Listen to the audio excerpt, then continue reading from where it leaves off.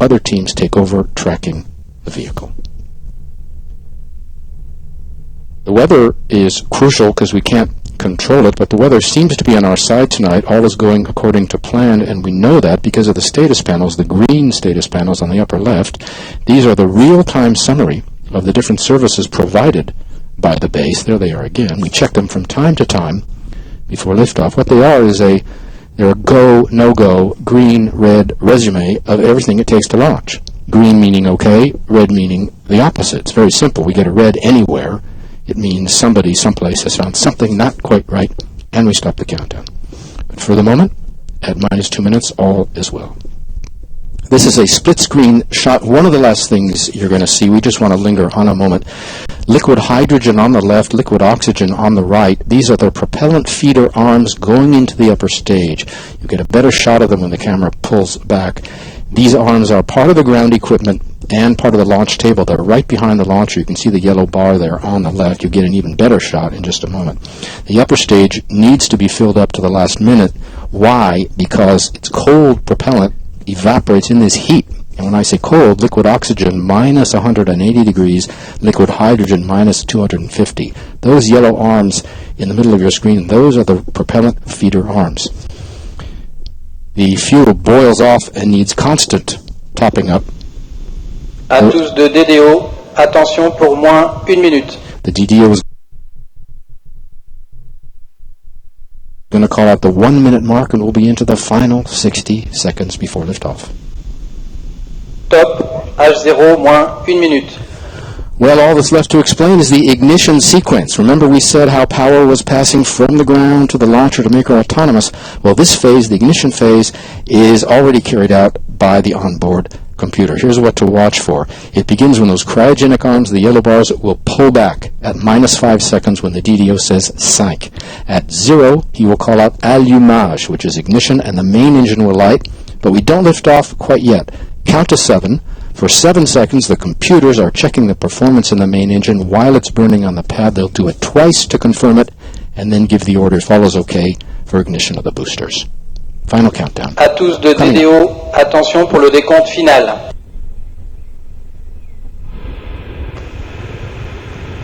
Dix, 9, 8, 7, 6, 5, 4, 3, 2, unité, top, allumage Vulcain.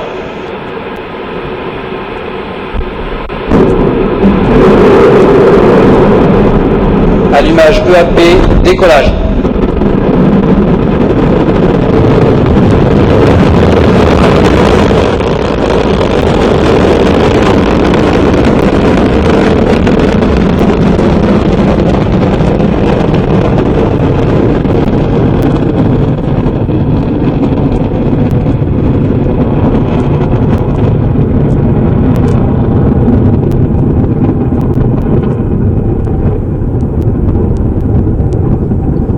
Beautiful pictures again of Ariane coming roaring off the pad, leaving a trail of gold. I think we've lost her in the clouds. There she is. Did you see the cryo arms open at -5? Did you count to 7? Tous les paramètres sont nominaux. Everything is on board is okay, says the DDO. At 18:36 local time and right on time, Ariane began her mission, lifting off from the ground here in French Guiana, beginning her first mission of the year, rising into the clear skies over French Guiana, weighing 775 tons right now. She's burning 5 tons of fuel per second, if you can believe that, 2.5 tons in each booster, and the core stage burning an additional 300 kilograms of fuel per second. She is following the program in the onboard computer, which is located in the vehicle equipment bay below the satellites, which gives all the orders, including stage separation. We'll soon begin to see those. We're in the first of 4 flight phases for Ariane. The first 3 are powered. The last is not. We'll describe each in turn so you can follow Ariane as she heads east across the Atlantic to separate the passengers over the east coast of Africa and over the Indian Ocean. Flight phases are right now the main engine and the 2 boosters are burning. Boosters will burn for another 20 seconds roughly. Then the main engine will burn alone for about 9 minutes. Then the upper stage will burn alone for about 16 minutes. And the final flight phase, not powered, we'll get back to that when it happens. Basically, we're using the simple solid propulsion in the boosters to get off the ground, away from the pull of the Earth, and the more complex liquid propulsion, cryogenics, to obtain speed and performance. We're waiting for confirmation of the booster separation. You'll be able to see that. Des étages d'accélération à poudre. There it is. The DDO has just called that. You can see the two boosters falling away, leaving their vapor trail. In the middle is the core stage, Ariane, continuing to burn. Nice shots. Tous les paramètres à bord sont nominaux. The boosters will fall 500 kilometers from shore in a protected area. Having done their job, we're now in the second powered flight phase, the main engine. La trajectoire est normale. We're coming up on separation of the fairing. Just before we do, take a look at the left-hand side of your screen, the upper left, the cursor crawling up the line. That's actually two lines. One is superimposed on another, the optimum trajectory and the real-time trajectory, as long as they're one and the same, we're right where we should be. Below that, two lines, A and V. A is our altitude. You see we're climbing. V is our speed. We need between 8 and 9 kilometers per second to inject the satellites. So watch the numbers. The DDO has just said that the fairing has been jettisoned. That's coming right on time. Exposing Amazonas 3. Now you can see the black and blue box on the right. The fairing protects the payload from shocks during Ariane's ascent through the atmosphere. Once we leave the atmosphere at about 100 kilometers up, we don't need it anymore. And we can drop the weight, which is about 500 kilos. The core stage, basically a big propellant tank with the engine. It uses cryogenic propellant. You've heard that word before. Cryogenics offer certain advantages over storable propellant, which is the other option, namely better performance.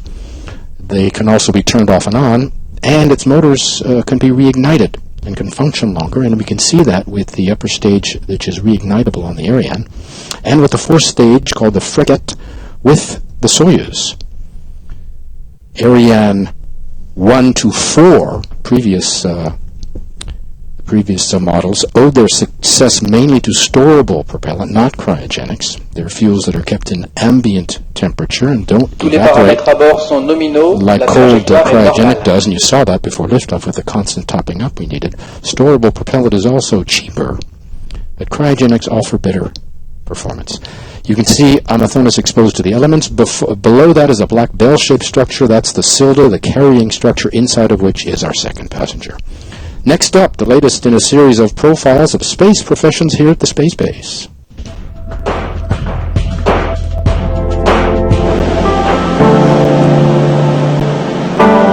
Giving Arianespace an access to a wealth of technical information after over 200 flights of the Ariane family.